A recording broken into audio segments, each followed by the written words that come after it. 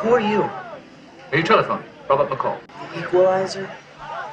Oh, man. The Equalizer didn't just bend justice, it shattered it with a briefcase full of secrets. Emmy or past, Mr. Wingate. I've come back to haunt you. Network executives gulped. Scripts got torched. The lead actor demanded creative control before signing his life away. The one subject we are going to study is death. These are 20 wild facts about the Equalizer. And the bonus at the end? You won't believe what CBS almost canceled after episode 3. Grab your classified ads. This ride's paved with moral gray areas and midnight phone calls. Fact 1. The star's heart nearly killed the show.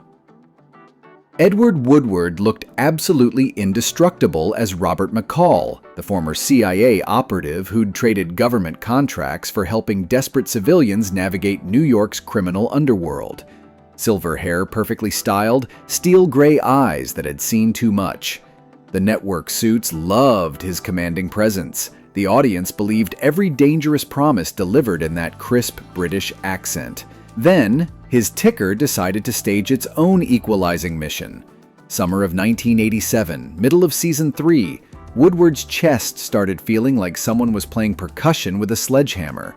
Between takes, he'd lean against door frames, trying to catch breath that kept slipping away like smoke in a wind tunnel. The crew thought it was method acting. McCall always looked like he was carrying invisible weight from classified operations gone wrong, until the paramedics showed up. Heart attack. The brutal kind that makes television executives rethink their insurance policies and wonder if they need backup plans for backup plans. The producers got creative fast. Richard Jordan swept in as Harley Gage, another ex-company operative who could carry storylines while Woodward recovered. Sometimes salvation comes from the most unexpected places, including the cardiac unit where real heroes face their own mortality. You called a man a coward in there a few moments ago. Well, you are the coward because you are frightened of every single thing in your life. Fact 2. Magnum PI almost destroyed the dark magic. Universal Pictures floated what sounded like genius in a glass conference room. Drop Magnum PI, sunshine, Ferrari, mustache, into Robert McCall's rain-slick, nicotine-stained New York. Scripts were outlined, budgets penciled, and somewhere a syndication spreadsheet started printing dollar signs. One tiny snag: tone. Magnum dances with beach volleyball and clever capers. The Equalizer wades through child trafficking, political rot, and the psychology of necessary harm. The creative team stared at Magnum's tiki bar charm, then at McCall's moral calculus, and said the only sane words: absolutely not. They gutted the crossover, burned the lays, and reforged it as Beyond Control, a standalone that kept the show's hard spine intact while studio suits muttered creative differences. In television, walking away can be the collaboration.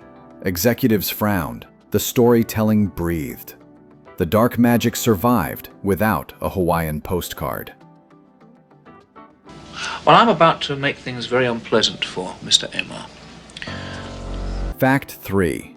A police drummer gave it that signature pulse. Stuart Copeland never auditioned. He was summoned. The rare call where a producer says, "Can you weaponize rhythm?" Copeland, the pulse behind the police, answered with a score that prowls. Busy equalizing isn't just a theme. It's a metronome for dread. Synths skid, snare ghosts, and a sub-bass throb says somebody's about to pay. That music turned alleys into corridors of consequence and phone booths into confessionals. Then, Copeland steps through the screen in re-entry, playing a nimble pickpocket opposite David Johansen, with a young John Goodman circling the scene, the composer briefly becoming the criminal. It's perfect 80s logic. The guy writing tension gets to steal a wallet. Keep Copeland's number on speed dial. In McCall's world, rhythm connects unlikely people, and the beat often knows where the bodies are buried. I figured that if people lost their home, there was a reason for it. Fact 4. That hotline actually worked. Got a problem? Odds against you? Call the Equalizer. 212-555-4200. The line wasn't just dialogue. It was bait dropped into real New York. CBS planted McCall's classified ad in city papers, and the number worked. Dial it in 1985, and you'd meet an automated voice that kept the illusion alive. Proof that the shadow you see on screen might answer after the beep. Pre-cell phones, that mattered. Kids memorized it quicker than multiplication tables. Adults called during commercials, whispering as if McCall were actually tracing their call. It was marketing disguised as storycraft. An intelligence op run out of the promo department. Television briefly leaked into the world, and the world phoned back. For a show about faith in one dangerous man, the hotline felt like a handshake.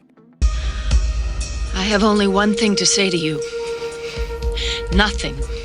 Nothing you do will stop me. Fact 5. The Jaguar had better lines than most actors. McCall's Jaguar XJ6 wasn't a prop. It was a partner. Registration 5809 AUG, British steel with a grudge.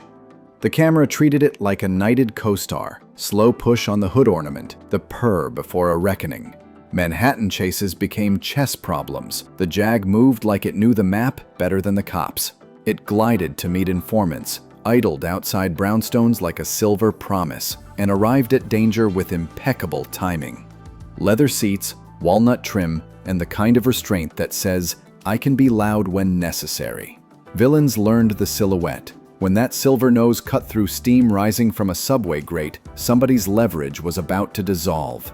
In a series about precise force, the Jaguar spoke fluently. Elegance first, then consequences. McCall didn't just drive it, he announced himself with it. A boy's life is at stake here. We spent most of our day wandering around and putting on bets with various oddballs who tell us nothing anyway. Fact 6. 4 seasons of Wednesday night domination. September 18th, 1985 to August 24th, 1989. 88 episodes, in the era when families gathered around Zenith consoles and a remote shaped like a brick. CBS didn't just schedule Wednesdays, it planted a flag, and the Equalizer paid rent with tension every week. 4 years may not sound epic, yet in television that's a tectonic shift. Time enough to mint mythology, grow an audience, and prove moral ambiguity can sell detergent. Parents leaned in, kids got sent to bed, and Thursday water coolers ran on McCall's arithmetic. Sin, cost, consequence. The show outlasted fads, dodged interference, and carried the slot like a veteran who knows every corner of the neighborhood. If the studio disputes looked messy, wait until you flip through the paperwork. Renewals were knife fights, the storytelling kept winning. You are quick, but I'm quicker. So be smart. Stay out of my way. Fact 7. 2 veterans created lightning in a bottle. Michael Sloan and Richard Lindheim weren't chasing reinvention. They were chasing respect. They wrote like the audience could track nuance without handrails. Universal handed them keys. CBS rolled out a runway. And together, they launched something both timeless and fiercely of its moment. Their rulebook was restraint. Fewer speeches, more consequences. Less exposition, more implication. Characters made choices, and the camera trusted you to keep up. They believed viewers would do the math, sit with unease, and understand that justice extracts interest. The payoff was appointment television that played like weeknight literature. Lean, muscular chapters bound by a moral through line. Lightning in a bottle has a sound. On this show, it was silence before impact. A look held one beat too long, and a cut that arrived when your stomach dropped. Do you have evidence against me linking me to some crime? Fact 8. New York became the secret weapon. McCall's New York didn't need an establishing card. It exhaled on screen. Steam from grates, neon on rain, sirens inside Copeland's pulse. The city played co-conspirator and judge, a ledger of unpaid debts. One scene lands you in a Wall Street boardroom toasting million-dollar crimes. The next drops you in a Bronx walk-up hoping to see sunrise. McCall mapped consequence, cabbie shortcuts, back alley negotiations. Manhattan was his hunting ground, block by block, favor by favor. Those random guest stars, the city cast them. The sidewalks remember who looked away. Sort of family trait, carried on down the generations. Is that it? Factors 9. Musicians kept showing up as criminals. Stuart Copeland, swapping drumsticks for nimble fingers in Re-Entry, was the opening riff. David Johansen followed. Proofcasting heard the city's electric undercurrent where art and outlaw energy rehearsed together. A young John Goodman threaded through, resume rising. The series became a proving ground where musicians tried darker registers without posting bail. It felt organic because 80s New York blurred scenes, and the show bottled that bleed. When creatives play criminals, menace gains rhythm, and glances carry subtext. Crime with a backbeat that echoes past the credits. You know, Isidore, I don't know why you don't just put all your energy into cleaning out the filth from the subway. Fact 10. Golden Globe glory validated the risk. 1987 belonged to Edward Woodward. His Golden Globe for Best Actor affirmed what viewers sensed. McCall wasn't architecture. He was a man carrying classified ghosts and choosing public penance. Woodward made calls heavier, silences louder, threats uncomfortably personal. The trophy read like an affidavit. Television, done with rigor, can hit as hard as cinema when actor meets material. It also validated the show's bet on moral complexity over comfort, trusting audiences to live in gray. Save the Emmy note. The pattern shows recognition finds the stubbornly excellent. Fact 11. 4 years of Emmy recognition followed. Emmy nominations kept arriving, 1986 through 1990, 4 consecutive years, proving Edward Woodward's Golden Globe wasn't beginner's luck. Guest turns by Michael Moriarty and Shirley Knight earned 1989 nominations, signaling the show attracted performers who didn't just appear on television, they elevated it. The streak validated a thesis the series argued weekly. Network drama can wrestle serious themes without sacrificing pace or craft. Recognition didn't blunt its edge, it sharpened it. If you crave more 80s television archaeology, our Knight Rider deep dive uncovers secrets that make this look tame. Turbo boosts included. Fact 12. Mystery writers handed over their highest honor. The Edgar Award, mystery writing's closest thing to a Pulitzer, went to The Cup in 1987, courtesy of Mystery Writers of America. When novelists crown a television episode, the script has jumped its procedural rails. The Cup didn't just catch a culprit, it examined guilt, consequence, and the cost of justice. Exactly the ground that made The Equalizer singular. It proved television, done with rigor, can interrogate human nature with the same sophistication as a lean detective novel. Mystery Writers of America don't hand out sentiment, they reward craft. Wednesday nights suddenly felt like hardcover releases with commercial breaks. Fact 13. The ratings told a classic network tale. Season 2 peaked at number 36 with a 15.4 household rating. Executives priced summer homes. By Season 4, it slipped to number 66 with 11.0.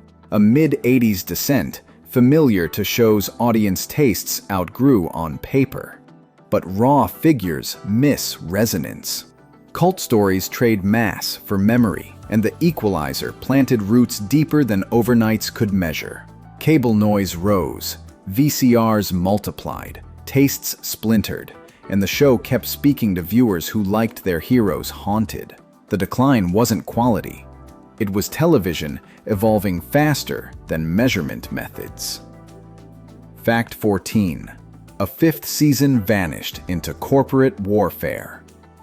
A 5th season existed, On paper, the show was renewed, and Keith Sarabajka declined other offers because production was a go. Then, a CBS Universal dispute over Murder, She Wrote detonated, and The Equalizer caught shrapnel. Storylines became phone calls. Writers' rooms turned into resume workshops. In days, momentum dissolved into legalese and syndication math. Television business can make street crime look straightforward. Motive, means, opportunity. Canceled. File this near the pilot's hints about McCall's operational past. Sometimes the most dangerous shot isn't fired on screen. It's typed in contracts. Careers paused, arcs vanished, and fans learned a lesson. Ratings don't decide fate. Fact 15. The Equalizer's name came with baggage. Robert McCall didn't pick his moniker. Operative Brahms, played by Jerry Stiller in a rare, unsettling dramatic turn, pinned it on him. Equalizer wasn't branding. It was field shorthand, earned where justice and law refuse to overlap. The name described a mission, not a myth. Even the odds balance the scales, make wrongs expensive. It carried weight in circles that speak in favors, not titles. Fact 16. The musical identity evolved beyond one composer. Stuart Copeland set the pulse, but the score widened. Joseph Common shaped later episodes, Cameron Allen steered the final season, and John Kakavas threaded motifs throughout. The theme, Copeland's busy equalizing, stayed the signature heartbeat, while orchestration shifted with story tone, colder strings for consequence, sharper synths for pursuit, warmer textures for mercy. Music became New York's weather system, a pressure map of dread and resolve that wrapped McCall's choices in atmosphere. Fact 17. Cult status launched a multimedia empire. After cancellation, The Equalizer didn't fade, it multiplied. Denzel Washington's trilogy proved the premise outlived the 80s. Queen Latifah's 2021 reboot confirmed justice stays fresh when rooted in character. Creators raised on McCall's gray ethics carried the DNA into cinema, network, and streaming. The franchise endures because its core promise is elemental. Sometimes odds need evening. The original became bedrock, a blueprint for cross-generational stories about consequence, choice, and the price of protection. Fact 18. The guest list read like an 80s cultural directory. The guest list felt like an 80s cultural directory. Adam Ant brought new wave bite. Meatloaf delivered operatic menace. Ad Rock appeared with Alex Winter, proof musicians could carry narrative weight. Ashford and Simpson added polish, and Jasmine Guy earned her first credited role, an early spark before Spotlight. Casting treated artists as characters, not stunts, capturing a city where music and drama shared night air. It was New York's mixtape, riffs, risks, and rain-glossed streets. Fact 19. Family drama featured the Karate Kid's nemesis. Family stakes tightened the screws. William Zabka, fresh off Johnny Lawrence, arrived as McCall's estranged son, Scott, turning vigilante cool into domestic complication.